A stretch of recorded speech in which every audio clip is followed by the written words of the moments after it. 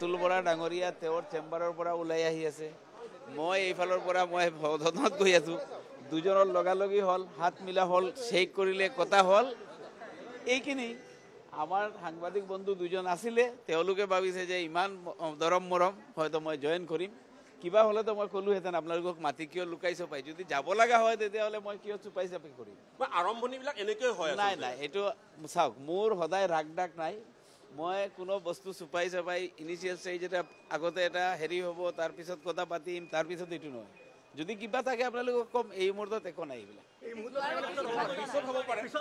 নাই নাই নাই নাই, এইবিলাক এইবিলাক এইবিলাক এইবিলাক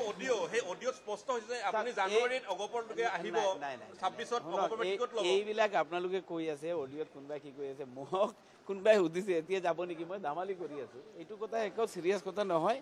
যদি কিবা হয় তেতিয়াহ'লে মই আপোনাক জনাম। আজি কংগ্ৰেছতকৈ ইউ ডি এফৰ পজিশ্যন ভাল। এটা মই একদম আজি দায়িত্ব লৈ কৈ আছোঁ, যি 22টা ছিটত মানে এল'কেশ্যন দিছে মুখ্যমন্ত্ৰীয়ে খেলিবৰ কাৰণে কংগ্ৰেছক, 23টা ছিট দিছে না। আউট অফ 126 মুখ্যমন্ত্ৰীয়ে এলটমেণ্ট কৰি দিছে কংগ্ৰেছক খেলিবৰ কাৰণে 23টা ছিট। সেই 23ৰ ভিতৰত সৰ্বাধিক আসন আমিহে পাম। অখিল গগৈ ডাঙৰীয়াও এটা পাই যাব পাৰে, কিন্তু এতিয়া নতুনকৈ মই দেখিছোঁ লুৰিণজ্যোতি ডাঙৰীয়াক 23ৰ পৰা 2টা বা এটা দি দিছে অলৰেডি। হেৰি মানা কৰা নাইতো কংগ্ৰেছে যে তেওঁলোকে 23 ছিটত খেলিব বুলি।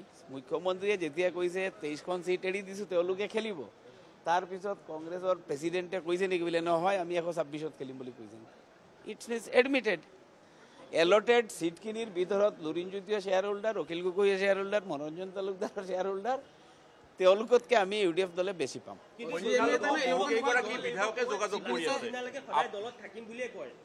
কোনে?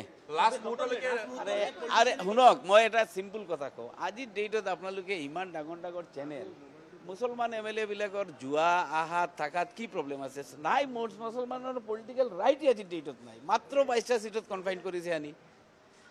আগতে 33 ছিট আছিল, প্লাছ ডমিনেটিং ফেক্টৰ আছিল আৰু 15 ছিটত। এতিয়া অনলি 22 ছিটত মুছলিম ডিচাইডিং ফেক্টৰ বা নিজে জিকিব পাৰিব।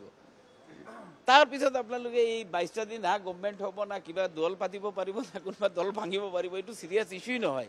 যিকোনো মুছলিম এম এল এ য'ত যাব যাব দিয়ক, য'ত থাকিবলৈ থাকিব দিয়ক। আমাৰ ইছ্যুখিনি লৈ যিকোনো মুছলিম এম এল এ, মই যোৱাৰ কোনো কথাই নাই। মই জেনেৰেল কথাটো কৈ আছোঁ।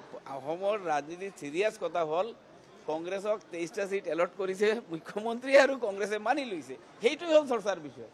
তাৰ পাছত কিন্তু শ্বেয়াৰ হোল্ডাৰ লুৰিণজ্যোতি আকৌ বৰাকত মুছলিম ছিটত গৈ ঘূৰি আছে লুৰিণজ্যোতি গৈ, দেখা নাই নি আপোনালোকে? সেইটো খবৰ লওক, খবৰেই এইটো।